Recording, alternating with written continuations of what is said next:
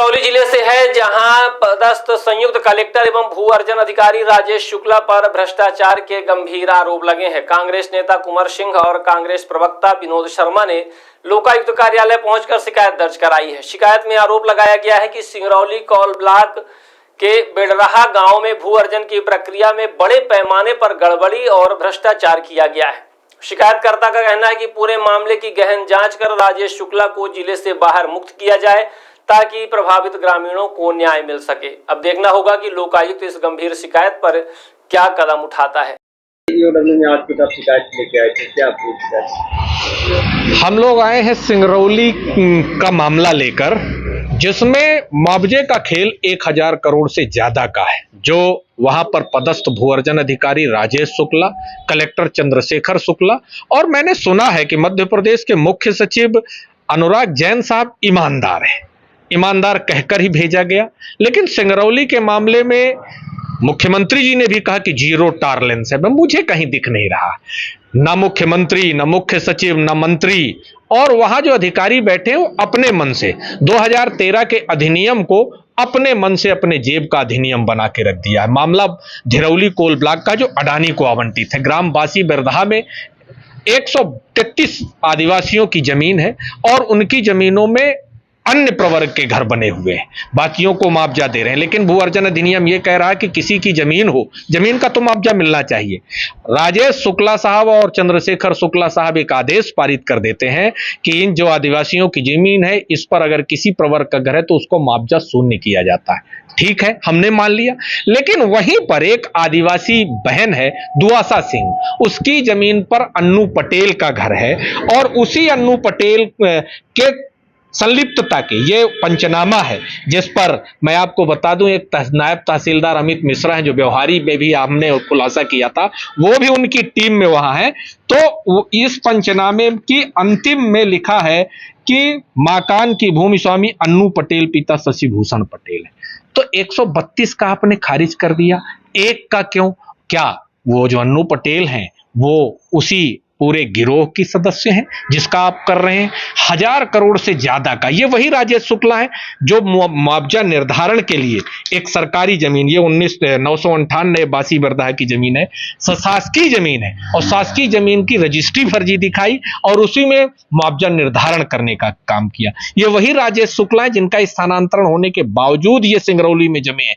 ये वही राजेश शुक्ला है जो ज्वाइंट कलेक्टर के पद पर है, लेकिन भू अर्जन अधिकारी अपर कलेक्टर से नीचे का नहीं हो सकता, और सिंगरौली में 2 अपर कलेक्टर है। मैं आपके माध्यम से कहना चाहता हूं कलेक्टर साहब को, मुख्य सचिव साहब को, कि सिंगरौली में जो आदिवासी भाइयों के साथ अत्याचार हो रहा है, होने तो नहीं देंगे, हम लोग लड़ाई लड़ेंगे सदन से सड़क तक। हमारा नेता कहता है, राहुल गांधी कहता है, डरो मत लड़ो, तो हम लोग डरने वाले नहीं हैं। पर हमारे जो आदिवासी भाइयों के साथ अत्याचार हो रहा है, उस अत्याचार के खिलाफ हम जंग लड़ेंगे। और आज हम आर्थिक अपराध ब्यूरो के एसपी साहब से मिलकर ये कहने आए हैं कि जो अत्याचार हुआ है इस पर आप कार्यवाही करिए। जमीन की फर्जीवाड़ी को लेकर आप लोग शिकायत लेके आए थे, क्या?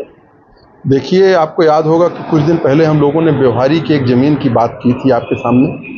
वहाँ लगभग 200 करोड़ के घोटाले की बात आई थी और उसमें एक नाम आया था अमित मिश्रा का।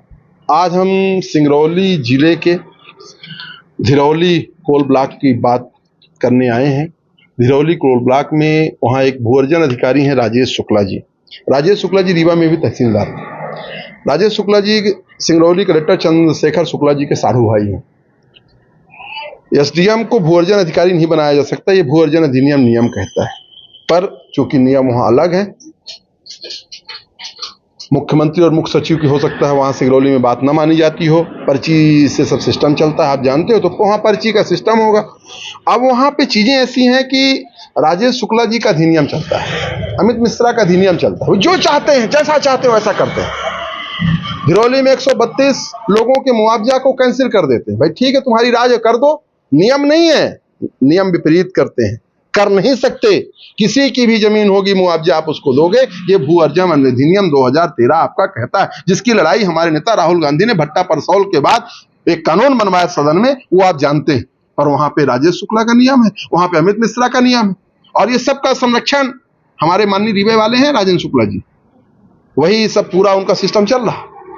पर पकड़ में बात तब आई जब आपने 132 लोगों का आपने कैंसिल किया। उसी में एक दुआसा सिंह नाम की महिला है, बहन है। दुआसा सिंह की महिला की जमीन में आपने कहा कि वहां पे एक अन्नू पटेल का कोई घर बना था।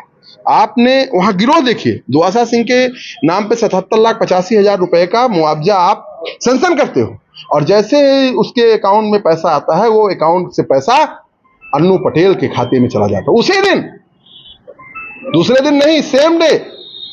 ये जो पूरी की पूरी गिरोह है, एक घरों में एक प्लाट में करोड़ों करोड़ों के घोटाले और करोड़ों करोड़ों रुपए ये गबन कर रहे हैं, अनियमितता कर रहे हैं। उसको लेकर के आज हम आर्थिक अपराध के अपने रीवा एसपी साहब से मिलने आए थे, और उनको हम लोगों ने एक पत्र सौंपा है, विधिवत पूरा प्रूफ सौंपा है कि कब इन्होंने सरकारी जमीन को कैसे किया, कब इन्होंने नियम पलटा, कब इसमें अमित मिश्रा का है, कब इसमें पंचनामा गलत किया। पूरी की पूरी चीजें हम लोगों ने एसपी साहब को दिया है। एसपी साहब ने उसको बना करके उन्होंने बोला है कि हम इसकी जांच करेंगे और FIR करेंगे और वो जेल जाएंगे। और मैं आपके चैनल के माध्यम से कहना चाहता हूं कि इसमें लगभग 50 से 100 लोग जेल जाएंगे, और जब जेल जाएंगे तो उसमें एक नाम राजेंद्र शुक्ला का भी रहेगा, ये भी आप याद रखना। क्या आप MPPNST, एम्स नर्सिंग या ANM जैसे बड़े एग्जाम की तैयारी कर रहे हैं? तो आपके लिए रीवा में आ गया है आदित्य नर्सिंग 3.0। सिर्फ 2 दिन की क्लास करके देखिए, आप खुद कहेंगे हमसे बेहतर कोई और नहीं। डॉक्टर आशीष सोनी और अनुभवी टीम के मार्गदर्शन में 100% रिजल्ट, पर्सनल गाइडेंस और शानदार कंटेंट की guarantee, skilled faculty, result oriented approach, latest exam pattern based coaching. तो अब देरी किस बात की, आज ही जुड़िए आदित्य एकेडमी रीवा से। संपर्क करें 9424787002, 9424375468। आदित्य नर्सिंग